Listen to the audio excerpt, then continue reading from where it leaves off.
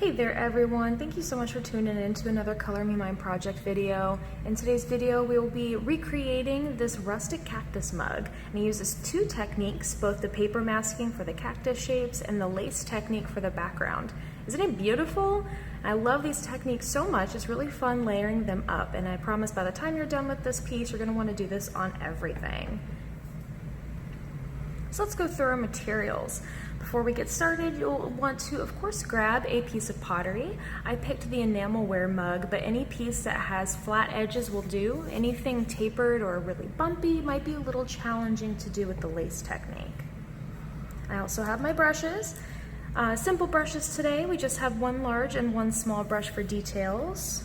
I also have scissors for my paper masking, which we have our little cactus templates here to cut out, and a piece of lace. And whatever pattern you have will work. You just want to make sure you have a big enough piece to wrap around the entire surface of your mug, your vase, your plate, whatever it is you'll be painting today. I'm going to start with some 88 Vanilla Bean for my background. I'm using kind of muted colors for this piece. I'm just going to do one quick coat around the bottom here. This is going to help my paper cutouts stick to the mug. So I'm not really being careful about edges, being specific about where the paint goes. We're just kind of laying it down really quick so we can do our paper masking technique next.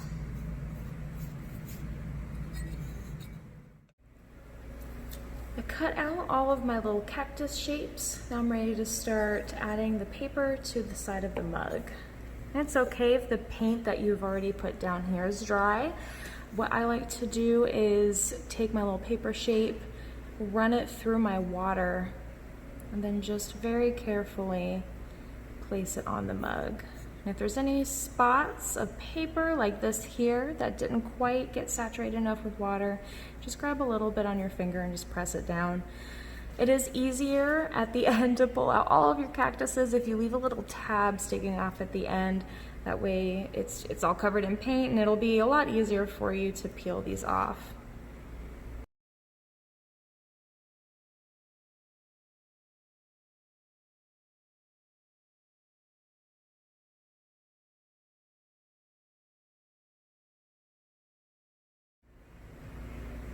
With my paper cactus shapes down on my mug, we're gonna start filling in the background, which for this piece, we actually did 98 red first and then the 88 on top, breaking the rules just a little bit. So I'm gonna use my big brush, my 98. I'm actually going to only paint 2 coats over the surface of my piece. When you're painting over your paper shapes, I like to start on top of the paper and brush outward. That way you don't accidentally pick up the paper and paint underneath. If you do, it's very easy to fix later, so don't worry about it for now. Just try to replace the paper as best as you can and keep painting. So I'm going over the surface here. I'm going to leave the rim and the handle for later. I'm going over the whole surface here where the paper shapes are 2 times with 98 red.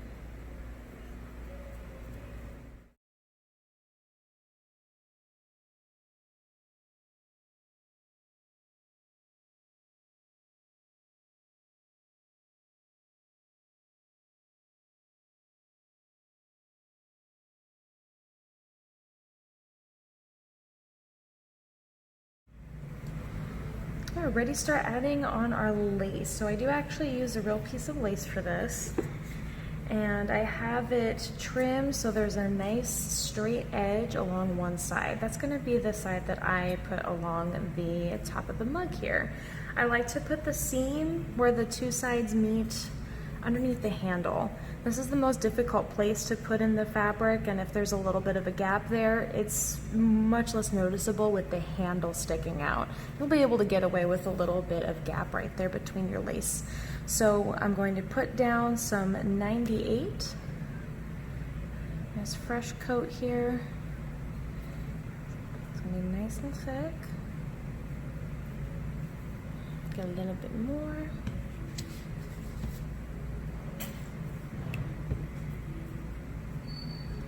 Just going to do little areas at a time. I'm gonna go ahead and start underneath the handle here. I need to come back and touch that up later, but that's okay.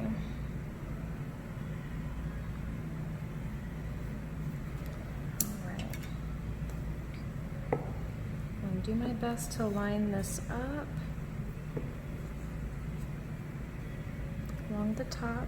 I'm just going to smush the lace into that wet paint. And this is the tricky part, like right here underneath. Just do your best to get as close to the handle as possible. You will get some paint on your hands, so have a rag handy. And then to really make sure that the lace is stuck all the way, I'm going to just go over it with the brush and just kind of smush it down.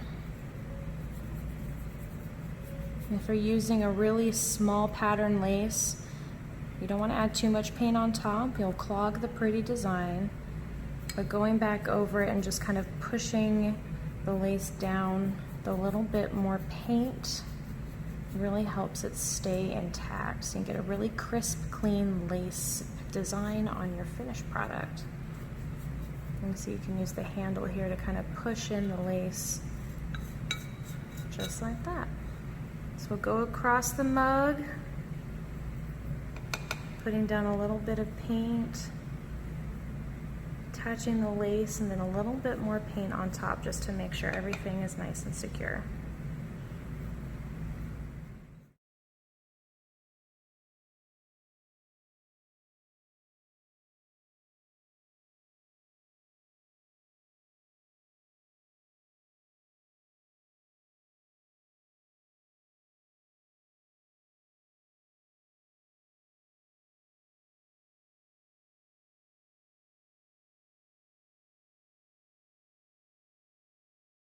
I have my lace all around my mug now, and I do have a little bit hanging off the bottom here. It looks a little awkward, but if you're at home, of course, feel free to trim whatever lace that you have there. I know in the studio we like to keep the lace size the same, so that way everyone can use it despite their piece size. I am going to let this dry all the way, so that way we can start adding in our light 88 on top of this, and we'll do 3 coats of the 88 before we'll peel the lace off, and that's how you create that beautiful magical technique.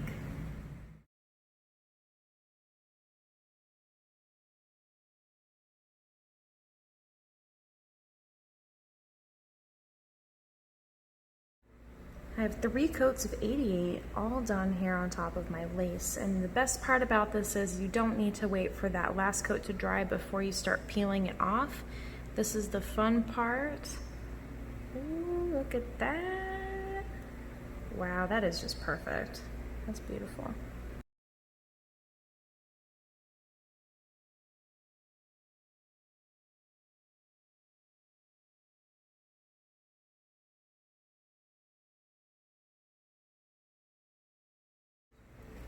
My paint is dry enough now that I feel comfortable handling it without worrying about smearing any of these beautiful details.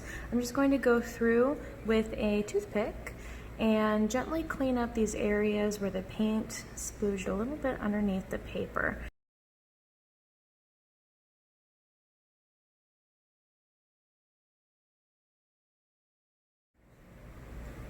I'm ready to paint the inside of our cactus shapes now. And they're really fun and easy to make. They're really quick. It's just 1 coat of paint. I used 27 and 8, a light green and a medium green. And for this, I'm going to use my little detail smaller brush here. So I have my 27. I'm going to start in the arms of the cactus, lay the paint down a little on the thick side, trying to stay in the lines as best as I can. So adding in the arms first, and while the paint's still wet, I'm going to grab a little bit of my dark green and let the colors blend together. And here we go, a little bit of dark green now on my brush. I'm just going to let the brush do the work. You can always go back with a little bit more of your light green if you feel like it's too thin or you got too dark. This is a fun time to experiment with the brush strokes. Create some different line work, different shapes. We're going to be doing this on all of our cactus cutouts. It's just 1 coat, Some 27 light green. While that's still wet, you add in a little bit of your darker green to add a little bit of texture and shadow to your cactus. It's gonna look so cool.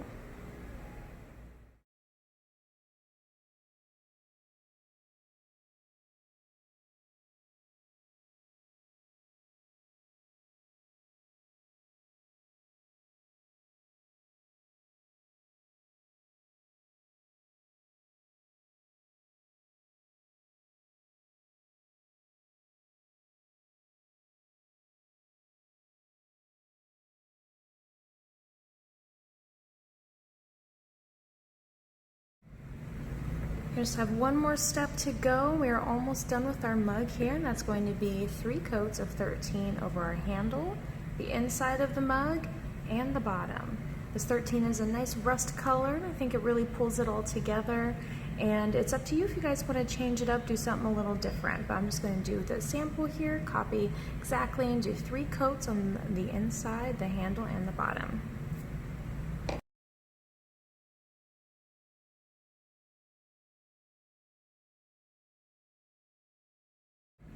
With 3 coats painted on the inside of my mug, the handle here, we are all done, guys. I hope you enjoyed painting along with me on this rustic cactus mug tutorial. And if you guys weren't painting along, just watching and enjoying the ride, I hope you feel inspired to try a new technique next time you go into your local Color Me Mine. The actual last step is to sign the bottom of your mug and make sure that everyone knows that you in fact painted this masterpiece. And don't forget to take it back to your local Color Me Mine for glazing and firing. You can see the before and after difference here is actually quite substantial, and glazing and firing will ensure it's all food safe and non-toxic so you can use what you make, which is pretty cool. Thank you again, guys, for following along, and if you will, make sure to follow our Facebook pages. We do post project videos all the time, so you guys can get lots of new inspiration for whatever project you guys want to make or want to try. And we also have to-go kits so you guys can paint along with these videos from home. We appreciate you for watching, and I hope you have a great day.